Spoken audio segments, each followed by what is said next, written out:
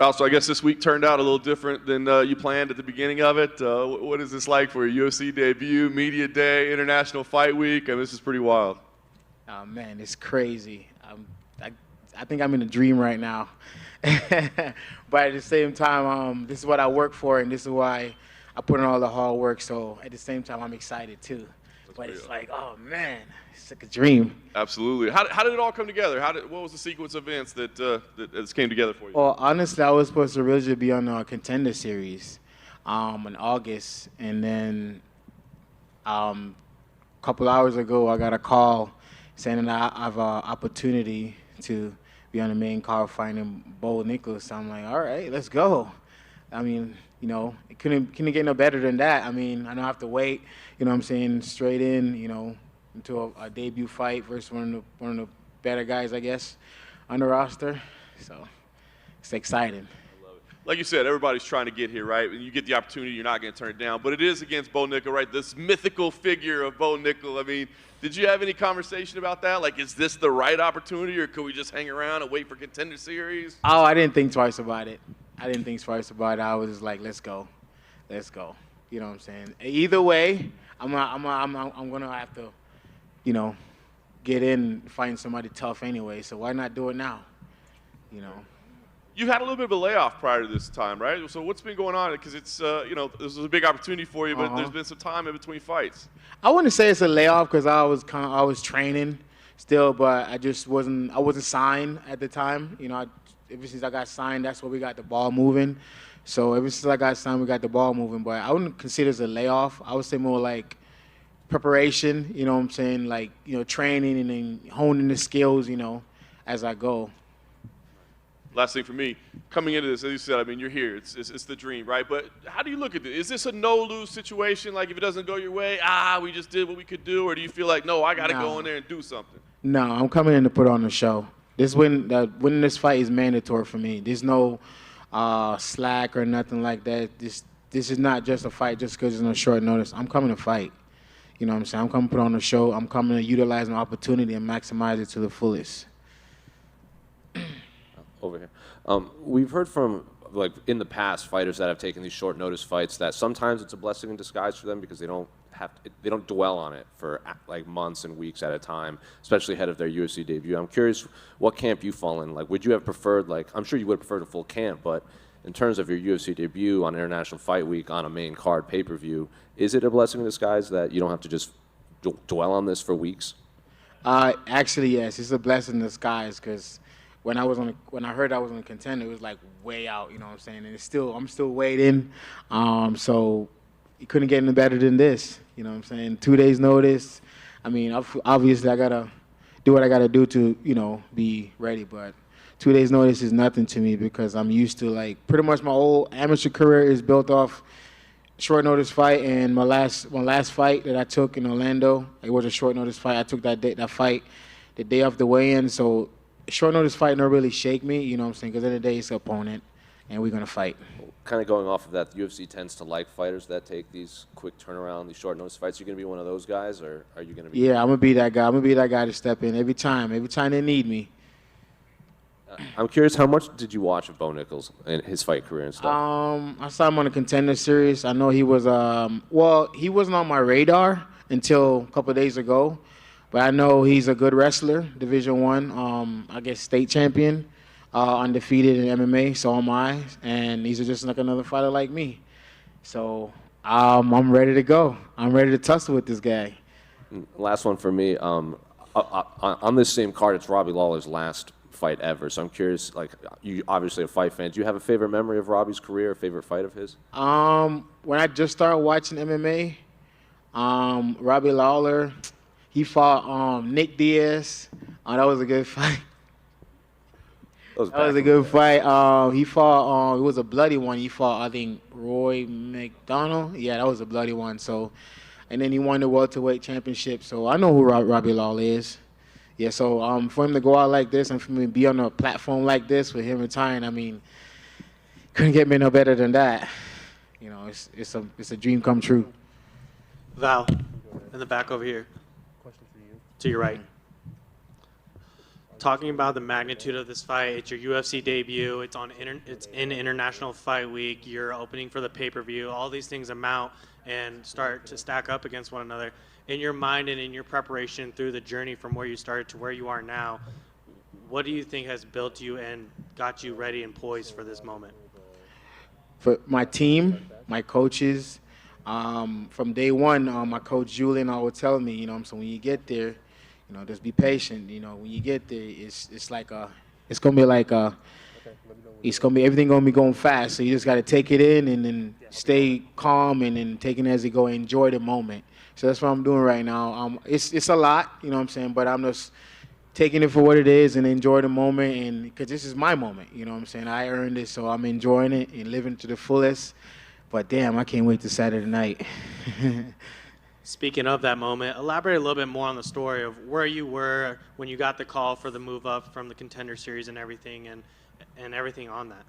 Honestly, I just got off a long day of work. I came home, cooked my dinner, sat down, popped the Corona. I'm about to sit down. Next thing you know, Lance is calling me. He's like, "Hey, where you weight at?" I'm like, about 206, 211. He's like, well, there he goes. Do you want to, do you see an opportunity for you? Do you want to take it? It's against Bo Nickal. So I say, yeah, I'll take it. And he goes, confirm with your coach first. And then he was with it. So I'm like, all right, let's go. Let's run it. Next thing you know, a couple hours later, I was out here dropping away. And, because ever since, like I said, I haven't took a layoff. I've been training. I've been training consistently in camps. Not like as a fight camp, but like training, like keeping the body in shape, learning new things, taking classes and stuff like that. So I'm ready. I'm ready. Any more ready. And talking a little bit about you being ready, I want you to talk about a little bit about your family. Like, what impact have they made along this journey and now being in this moment in the spotlight and everything happening so fast? Talk about their impact on you. Basically, pretty much back in the days, my dad was a boxer. So, but he never really made it on the big scene. We used to in the backyard is like a dirt spot, ropes around it, and then, I'm watching them going at it, I remember one time I never seen my dad took an ass whooping before, but I seen him took an ass whooping that day. He was just pouring water on his head. So I was like, damn, this is crazy. This man is crazy. So I really picked up on that as I go. I definitely got the drive from him and the aggression and the gladiator mentality. So that's why, I'm. Val over here. You mentioned work. What do you do for work outside of fighting? I used to work in a restaurant, but I quit that and opened my own landscaping company. So that's what I'm doing right now full time. So I can actually make my schedule to actually train and, put more time to my career.